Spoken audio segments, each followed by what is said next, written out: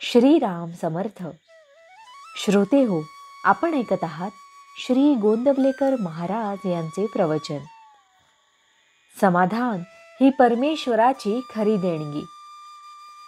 प्रत्येकाला असे वाटते की मी कुणाची निंदा करीत नाही, धर्माने वागतो, तरी मी दुःखी आणि वाईट माणसे सुखात वावरताना दिसतात. हे कसे काय? अगदी कितीही सात्विक मनुष्य असला तरी त्याच्या हे मनात आल्या वाचून राहत नाही.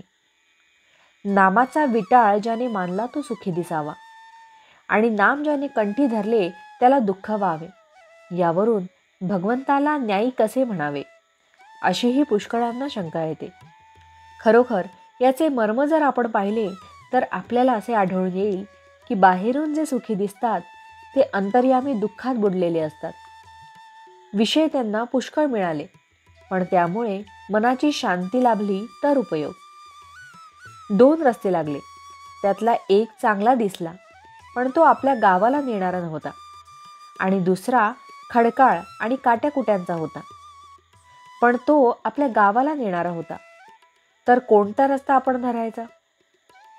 भगवंताकडे जाणाऱ्या लोकांचे गीतेमध्ये 2 वर्ग सांगितलेले आहेत. एक सांख्यमार्गी आणि दुसरे कर्मयोगी. ज्यांची स्वभावताच वासना कमी असून ज्यांचा इंद्रियांवर ताबा चालतो, जे जन्मापासून तयार असतात ते सांख्यमार्गी होत. ज्यांच्या वासना पुष्कळ असून जे इंद्रियाधीन असतात, पण ज्यांना भगवंत असावा असेही वाटते, म्हणजे आपल्यासारखे सामान्य जन, ते कर्मयोगी होत.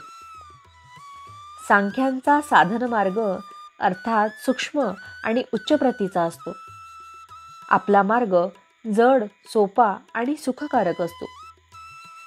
सांख्य हा भगवंताकडे चटदिशी पोहोचतो, पण आपण क्रमाक्रमाने जातो. सामान्य माणसाचा मग मार्ग कोणता? तो मार्ग असा, वासना आहे तोपर्यंत योग्य मार्गाने ती तृप्त करण्याचा प्रयत्न करावा. पण सृष्टीमधल्या सर्व घडामोडी ईश्वराच्या सत्तेने घडत असल्यामुळे आपल्या प्रयत्नांचे फळ ईश्वरावर अवलंबून आहे, हे ध्यानात बाळगून समाधान ठेवावे.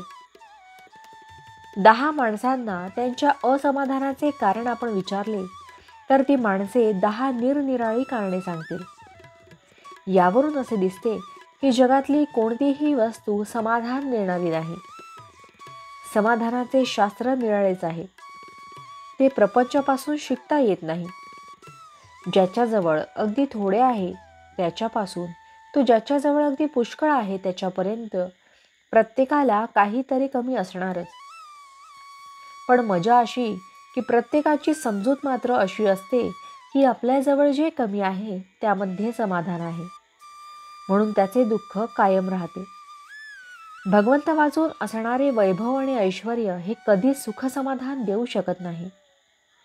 समाधान ही परमेश्वराची खरी देणगी आहे. ती मिळवण्याचा उपाय म्हणजे भगवंताचे स्मरण होय. भावार्थ: प्रत्येकाला त्याची गरज भागेल एवढे भगवंत देतच असतो, म्हणून जे आहे त्यात समाधान मानावे. जानकी जीवन स्मरण जय जय राम. महारुद्र हनुमान की जय. समर्थ रामदास स्वामी महाराज की जय. सब संतन की जय. श्री अनंत कोटि ब्रह्मांड नायक राजाधिराज सच्चिदानंद सद्गुरु श्री ब्रह्म चैतन्य महाराज की जय. जय जय रघुवीर समर्थ. आता आपण 13 वेळा नामस्मरण करूया. श्रीराम जय राम जय जय राम. श्रीराम जय राम जय जय राम. श्रीराम जय राम जय जय राम. श्रीराम जय राम जय जय राम. श्रीराम जय राम जय जय राम. श्रीराम जय राम जय जय राम. श्रीराम जय राम जय जय राम. श्रीराम जय राम जय जय राम. श्रीराम जय राम जय जय राम. श्रीराम जय राम जय जय राम. श्रीराम जय राम जय जय राम. श्रीराम जय राम जय जय राम. श्रीराम जय राम जय जय राम. जय श्रीराम.